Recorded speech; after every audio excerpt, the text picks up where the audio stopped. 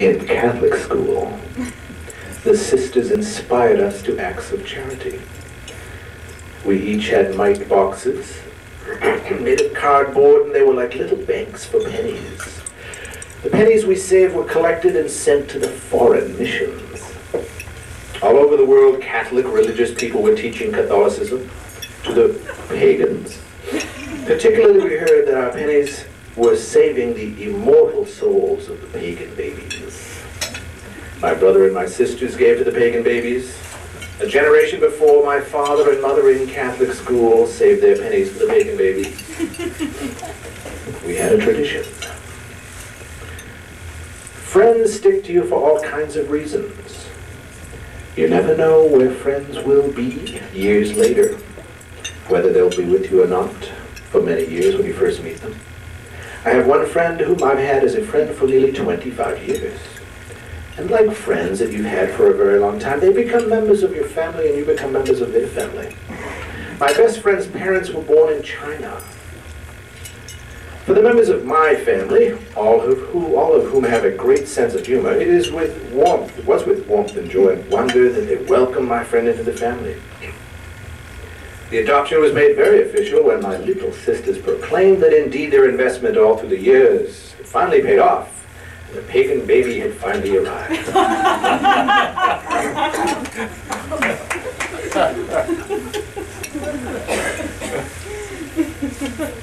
One of my most prized possessions was brought to me from Hong Kong many years ago by one of my first students at Simmons College. It is, I am sure, carved of the purest of pure jade. Most expensive, I am sure. There is a strange fish creature or dragon carved on the top. Most beautiful. With this possession, I can strike deeply into a pad of special ink, and then striking a piece of paper, mark it with my name, Bob White. One of my most special possessions was brought to me from Tokyo not many years ago, but 1 year ago, by one of my students who graduated last year. It is, I am sure, made of the finest of metals and has great mechanical innards. It is Godzilla, from whom sparks fly when I drag it across my face. My mother's parents were born in Ireland. They came to America, met and married. I love my grandparents, and when I was a little boy, I took great pride and pleasure in announcing to the world that I was Irish. My brother didn't want to be Irish.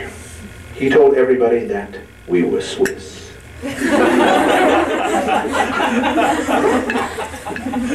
I am a citizen of the world because of science fiction, because everyone knows that when the flying saucers come and attack from outer space, all the peoples of the world will have to come together to protect our planet.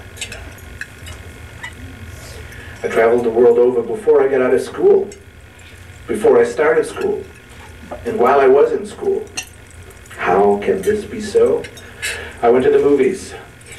In the movies I went to ancient Greece and the Ten Commandments, and the Egyptians spoke with beautiful British accents. I went to ancient Greece and to ancient Rome, and each Saturday when I came home from the movies I played with my friends in the backyard, and we made believe that we were pharaohs with British accents, and Jason and the Argonauts, and early Christians being fed to lions, and ancient Romans.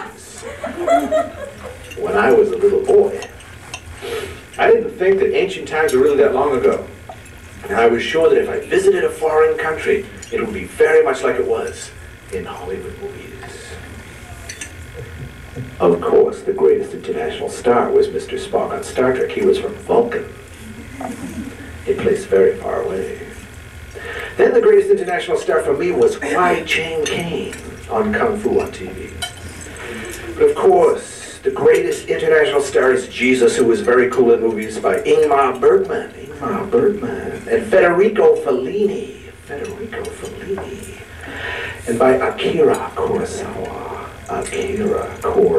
all of whom I studied in school. Jesus was everywhere in movies when I studied film. Tonight is Holy Thursday, It is the night of the Last Supper, an event that did not happen anywhere near here, but in a place quite far away from here in a foreign country. In fact, a place where there are nice people anyway. Where there are nice people, just like you and me. We had such a wonderful time during our summer in Greece that we saved and planned and returned the next year. Airfare was unbelievably inexpensive back then. We went back to the island of Skiathos.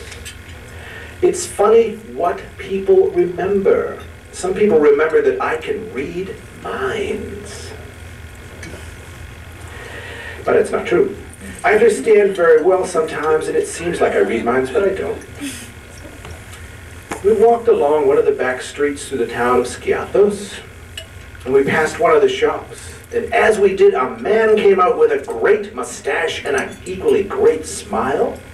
He remembered me. Now, I did not and do not speak any Greek. And he did not and probably still does not speak any English, but I knew that he was thrilled that I remembered him too. We smiled back and forth at each other and patted each other on the shoulders and he kept saying something that he remembered me saying to him over and over the summer before. He'd been a waiter, and I usually ordered the same thing from him, using some of the few Greek words that I knew. So he was greeting me and saying, "How you been? It's good to see you. Nice to have you back." By saying these Greek phrases that I used over and over again, and I knew what he meant. And I said it right back to him, meaning all the warm things that I felt too. I will say these same words to you tonight, meaning all those same kinds of things. These words mean thank you for inviting me to eat with you. Thank you for being my friends. Thank you for having me speak to you and for being so many good people from so many great places. Those magic words are omelette tiri, cheese omelet, cheese omelet. And thank you.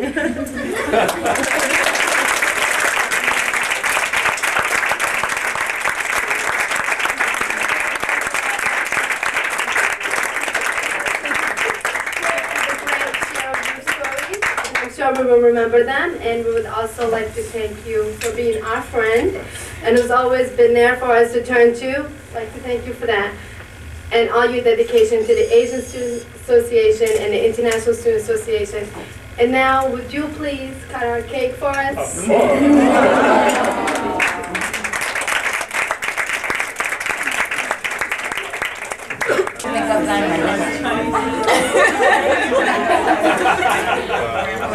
What's closer?